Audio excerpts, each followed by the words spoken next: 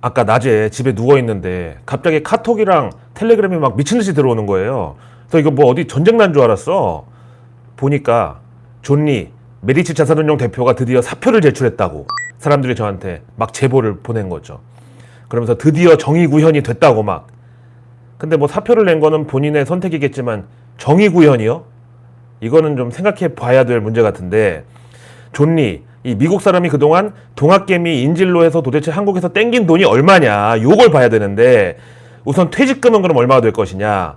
1년에 한 달치 월급 정도 잡고 이제 8년을 근무했으니까 8개월치 월급을 퇴직금으로 받는다고 보면, 그럼 한 달 월급이 얼마였냐. 현재 공개된 자료를 보면은 작년 1분기 급여만 12억. 그럼 월 4억이죠. 그러면은 8개월 치니까 48에 32. 퇴직금만 최소 32억 원. 그럼 지금까지 8년 동안 받은 월급은 도대체 얼마냐? 분기에 12억이니까 연 48억. 이걸 8년 동안 받았으면 384억.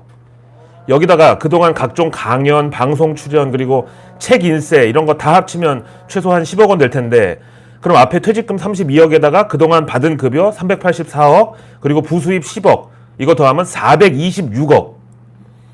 이 사람 국적도 미국 사람인데 세금은 도대체 어디다 얼마를 냈는지 알 수도 없고, 다 떠나가지고 426억, 이거 진짜 심각한 국부 유출 아닙니까? 하여튼 존리는 2014년 메리츠 자산운용 대표로 처음 취임을 해가지고 작년 초에 3년임에 성공을 했어요. 3번을. 그래서 8년 동안 지금까지 대표이사로 근무해 왔는데, 이번 임기가 2023년 3월까지였는데 이제 본인이 최근에 그 부동산 P2P 업체 차명 투자 의혹, 그리고 여기 본인의 아내가 지분을 갖고 있는 이 회사에다가 자신이 대표이사로 있는 메리츠 자산운용의 위탁 운용자금 60억을 투자한 거, 이거랑 관련해가지고 이해 충돌 여부가 이제 관건인데, 어쨌든 본인이 최근에 심적 부담을 느껴왔다고 주변에 말했었고 결국 사표를 냈다. 메리츠 금융그룹에서는 존리의 사표를 이달 말까지 수리할지 여부를 결정하겠다고 합니다. 여기다가 제가 입수한 그 소식에 따르면은 최근 금감원에서 이번 존리 사건에 대해서 상당히 심각하게 보고 있고, 여기에다가 이제 추가 조사를 검토하고 있다고 합니다. 이렇게 금감원이 이제 추가 조사까지 마친 다음에 존리는 자본시장법 등등의 위반 혐의가 확정이 되면은 금감원의 제재심의위원회, 그 다음에 금융위원회의 증권선물위원회, 그 다음에 정례회의, 이렇게 3단계를 거쳐가지고 뭐 검찰 고발이든 뭐든 그때 이제 처분이 확정될 예정이라고 합니다. 이렇게 이제 혐의 발견 이후에 보통 제재심에 가기까지 한 3개월 정도 걸린다는데, 이게 상당히 앞당겨질 수 있다고 합니다. 사실 지난 코로나 유동성 장세 때 주식에 올인했다가 지금 수많은 동학개미들이 고통받고 있는 와중에 존리 본인은 아내를 통해서 부동산 P2P 회사에 지분을 투자해가지고 사실상 부동산 시장의 상승에 베팅을 한 거잖아요. 거기다가 또 고향 행신역 바로 앞에 있는 CGV 건물에도 유한 책임으로 그 빌딩 관리 회사 지분 투자해가지고 건물 월세 같은 거를 배당으로 또 받아왔다는 거. 이건 진짜 법적인 처벌을 받는 걸로 끝날 문제가 아닙니다. 거기다가 현재 미국 국적인 존리, 그리고 역시 미국 시민권자인 존리 부인도 언제든 미국으로 출국할 가능성이 있어서 이것 또한 또 지켜봐야 되겠고요. 오늘 나온 외신을 보니까 미국 사람 58%가 하루 벌어 하루 먹고 산다고 합니다. 이게 최근 한 서베이 결과 나온 건데, 심지어 연봉이 25만 달러, 우리 돈으로 3억 2천만 원 넘는 초고소득자 그룹에 있는 사람들도 한 30%, 그러니까 3명 중에 1명은 다음 월급 받기 전에 월급을 다 쓴대요. 아니, 이 사람들도 책 내고 방송 출연하고 강연 다니고 이렇게 부수입이 있다면 저렇게 살지 않을 텐데, 그럼 도대체 존리는 뭐야? 미국의 초고소득자들보다 연봉은 한 10배가 더 많은데 거기다가 부수입까지 그렇게 빵빵하니까 진짜 이거야말로 엄청난 검은머리 외국인 아닙니까? 하여튼 오늘 골드만삭스에서는 올해 11월 미국 중간선거에서 공화당이 하원 과반 의석을 장악할 거라고 공식적으로 예언을 했습니다. 지금 이대로 쭉 가면은 진짜로 바이든하고 민주당은 참패하는 게 당연하겠죠. 그럼에도 불구하고 증시가 폭락을 하던, 경기가 침체가 오던, 집권당이 과반 의석을 잃어버리던, 부동산 연끌족이 뭐 투신을 하던, 그런 거랑 전혀 상관없이 한국에서 426억을 땡긴 그 미국인이 진정한 승자입니다. 한편 오늘 저의 친정인 시티그룹 리서치에서 올해 남은 하반기 증시에 대한 전망 보고서가 나왔습니다. 크게 세 가지 시나리오로 만약에 하반기 증시의 반등이 시게 나올 경우, 그 다음 경제에 이제 침체가 나타나가지고 마일드한 경기 침체가 올 경우, 그 다음 최악의 시나리오는 제대로 된 경기 침체가 나타날 경우, 이렇게 세 가지. 어차피 뭐 미국이 재채기 하면은 감기, 몸살, 오한, 두통까지 막 동시에 알아눕는 한국 증시의 운명을 감안해 보면은 요거를 우리 코스피 지수에 대입해도 크게 무리가 없을 것으로 보고, 요건 이따가 마지막에 말씀드리고요. 먼저 내용으로 들어가겠습니다. 뉴욕 증시 S&P 500 지수는 올해 상반기에만 20% 이상의 낙폭을 기록하면서 본격적으로 그리고 공식적인 약세장에 진입을 했다. 최근 일부 뭐 반등이 나오고는 있지만 여전히 10% 후반대의 큰 낙폭에서 벗어나지 못하고 있다. 지수가 이 정도니 뭐 개별 종목은 말할 것도 없죠. 미국도 코로나 때 유동성 약발 제대로 받았었던 로블록스, 줌비디오, 비욘드 미트, 텔레닥, 그리고 뭐 테슬라까지 이런 종목들 지금 마이너스 막 80%, 90%도 허다해요. 아무튼 시티그룹에서는 경제 펀더멘탈 측면에서는 하반기에도 회복세가 이어지기는 하겠지만 코로나 이전 수준으로 경제가 완벽하게 회복되기는 어려울 전망이라고. 그러면서 올해 연말 S&P 500 지수 목표치를 기존 4,700에서 4,200으로 깎았다라고. 그래도 지금 워낙에 과매도 상태니까 뭐 하반기 S&P 500 지수는 한 10% 이상의 회복세가 나올 것이라는 시나리오를 베이스 케이스, 즉 기본으로 설정을 했습니다. 다음, 경기 침체 우려가 커지고 있음에도 불구하고 기업들의 실적 컨센서스는 일정 수준에서 유지가 될 것이다. 근데 금리 동향 같은 이런 최악의 시나리오가 이미 정점을 통과했다고 또 기대를 하고, 그래서 하반기에 그 리스크 대비 보상 비율이 투자자들한테 우호적으로 작용할 수 있겠다고 기대감을 드러냈습니다. 그래서 S&P 500 지수 기준으로 경제 회복세가 제대로 나타날 경우, 찐 반등이 증시에서도 나올 경우 최고의 시나리오로는 S&P 지수 4,700포인트까지 간다. 그 다음 이제 중간 완만한 경기 침체 시나리오에서는 3,650. 마지막으로 심각한 경기 침체 시나리오 하에서는 S&P 500 지수가 3,150포인트 전망치가 나올 것으로 제시했습니다. 그러면서 내년 2023년 미국 경기 침체 가능성은 한 50% 정도로, 절반 정도로 보고 있다고. 그 다음 지금 이제 벌써부터 떨고 있는 2분기 어닝 시즌에 대해서는 미국 기업들의 경우는 뭐 충분한 가격 결정력을 보유하고 있기 때문에 유가를 비롯해서 최근 원자재 가격 상승으로 그 원가가 이제 상승했잖아요. 그 증가분을 고객한테 전가할 수 있을 것이라고 보고 2분기 어닝 시즌에서 이게 바로 검증대에 올라오게 될 것이라고 비교적 자신감 있게 얘기했습니다. 그게 소비자의 전가가 되면 바로 소비자 물가 상승은 더 간다는 얘기인데. 자, 그럼 이 세 가지 시나리오 전망치를 우리 코스피 지수에 대입하면은 먼저 중간 시나리오, 그러니까 하반기에 완만한 경기 침체가 올 경우 현재 3,900에 있는 S&P 지수가 연말 4,200까지 올라갈 수 있다. 그럼 지금으로부터 7.6% 상승이니까 요거 코스피에 대입하면은 2,590포인트. 아, 너무 서운하네. 그 다음 이제 최상의 시나리오는 하반기에 경기 침체도 피하고 증시도 찐반등한다고 봤을 때 S&P 전망치가 4,700. 요거를 코스피에 대입하면은 2,890포인트. 결국 그래도 올해 3,000포인트 회복은 뭐 완전히 뭐 물 건너 갔다고 보는 거고, 마지막 최악의 시나리오는 예상보다 센 경기 침체가 하반기에 이제 닥칠 경우에 S&P 지수 3,150포인트까지 빠진다. 현재 수준에서 19% 마이너스. 이거를 코스피에 대입하면은 2,000포인트 살짝 밑으로 갈 수도 있다는 소리네요. 1,900포인트 후반대 정도로. 그런데도 작년 연말에 내년 미국 금리 인상 올 거는 누구나 다 예상하고 있고, 이건 오히려 증시의 호재이기 때문에 국내 증권사 리서치 센터장들 코스피 막 3,600 부르고 막 참. 자, 외국계 리포트 얘기 나온 김에 오늘 CLSA 크레딧 리오네 증권에서는 현대차에 대해서 투자 의견 매수에다가 목표가 23만 원 불렀습니다. 그 다음 기아는 역시 투자 의견은 매수에다가 목표가 11만 원. 근데 이거 작년 1월 달에 애플카 협업설 결국 뭐 사실 무근으로 밝혀졌지만 그때만 약발 받았을 때 현대차 28만 원 들어갔다가 물린 분들 지금 도대체 어떻게 해야 된다는 소리예요. 물론 그거보다 더 앞서서도 있죠. 지난 2012년 그 차화정 랠리 때 27만 원에 현대차 물렸던 사람들은 도대체 어떻게 살고 있을지. 이런데도 주식이 위험 자산이 아닌지, 그리고 무조건 커피도 사 먹지 말고 주식 사면 다 부자 된다는 소리를 아직도 믿는 분들이 계시는지 참. 런하 반갑습니다. 요즘 자꾸 제 전 여친 스토리가 재밌다고 막 더 해달라고 막 댓글에 하도 막 난리가 나가지고 하나 또 얘기하면은 이때도 저 이제 고3 때였는데 제가 다니던 논술학원에 세화여고 3학년 이름은 알파벳 약자로 EJ라고 하겠습니다. 근데 얘가 당시에 이제 긴 파마 머리에다가 갈색으로 염색까지 하고 다녔는데 그때 당시 세화여고는 예체능 아니면 머리도 기를 수 없었거든요. 염색은 당연히 안 되고. 근데 얘는 선생님들이 건들지를 못했어요. 우선 공부 성적이 전교 3등 안에 항상 들었고 또 집안도 워낙 빵빵하고 뭐 하여튼 진정한 1세대 알파걸이었었죠.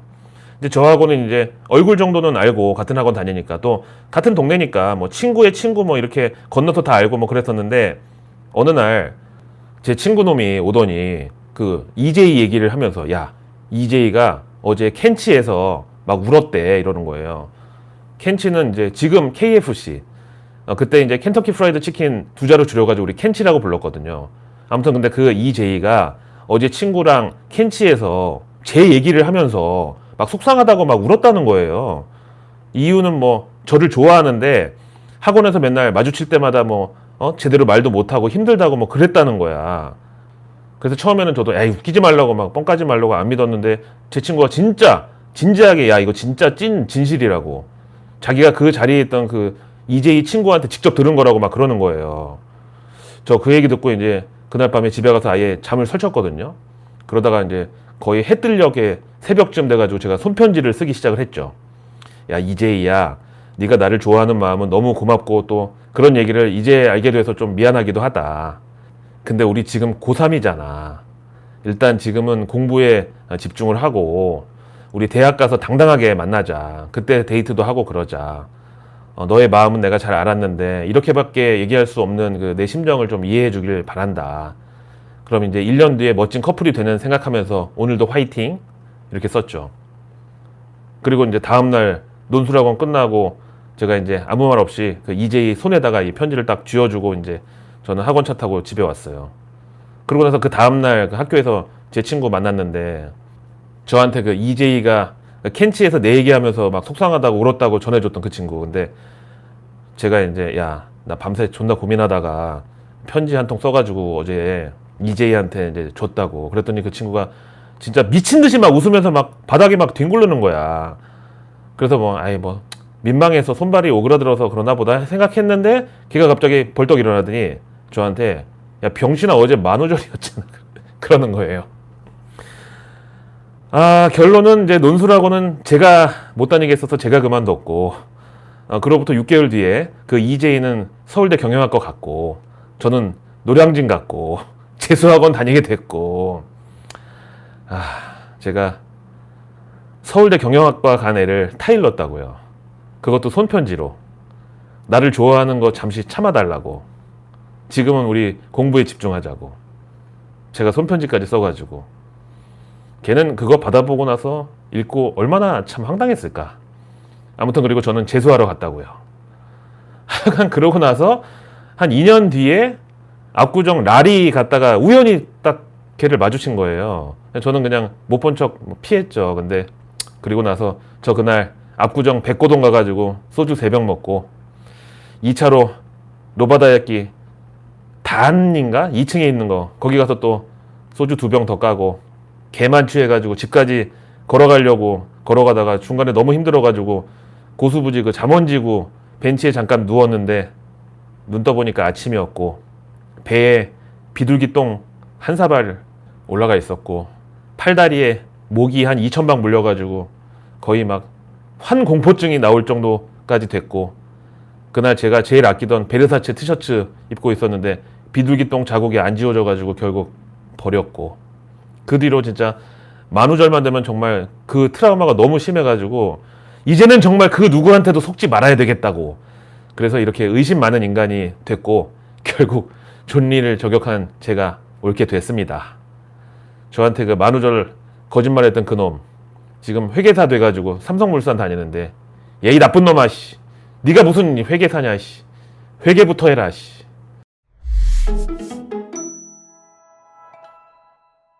전기요금 인상이 전격적으로 발표됐습니다. 근데 그 폭이 예상치 3원 그것도 아니고 5원으로 훨씬 더 크게 올랐는데, 그래서 어제부터 막 난리가 났었죠.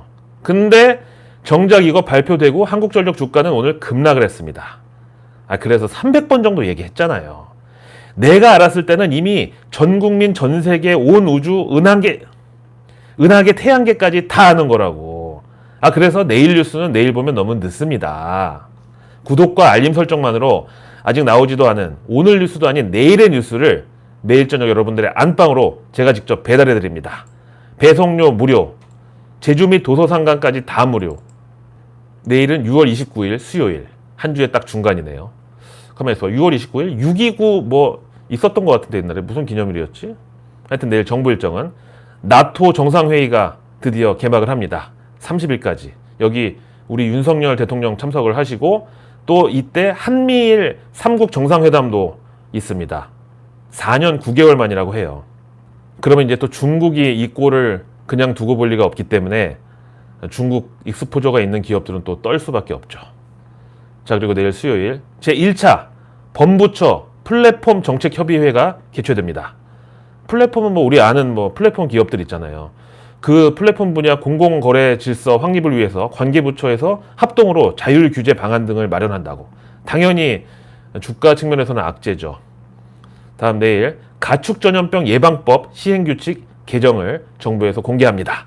이건 이제 가축 전염병 관련주들의 그대로 직결되고, 그리고 2022년 민간 주도형 예비 창업 프로그램 본격 추진 공개가 역시 정부로부터 나옵니다. 이거는 이제 제가 금리 인상기에도 창투, 인베스트, 캐피탈 이런 쪽에는 계속 좋다고 얘기했던 그 근거고. 자, 내일 또 정부에서 여름철 전력 수급 전망 및 대책 발표가 있습니다. 뭐 그럴 일은 없겠지만 미국의 경우는 지금 올여름 블랙아웃 공포가 있다고 그래요. 블랙아웃이 뭐 제가 아까 얘기했던 술 먹고 필름 끊기 그게 아니라 대정전, 이걸 블랙아웃이라고 합니다. 근데 우리나라는 뭐 그런 일은 없겠지만, 그러면 원전의 중요성 또 나오고, 그 다음에 전력 배분 관장하는 스마트 그리드, 그 다음에 전력 저장 장치 ESS까지 증시의 테마가 그대로 있습니다. 그리고 내일 2022년 해양수산 창업 콘테스트 개최됩니다. 요거는 이제 제가 늘 강조하는 K수산물, 이제 차세대 우리의 그 전 세계 재패할, 이게 바로 저는 BTS다.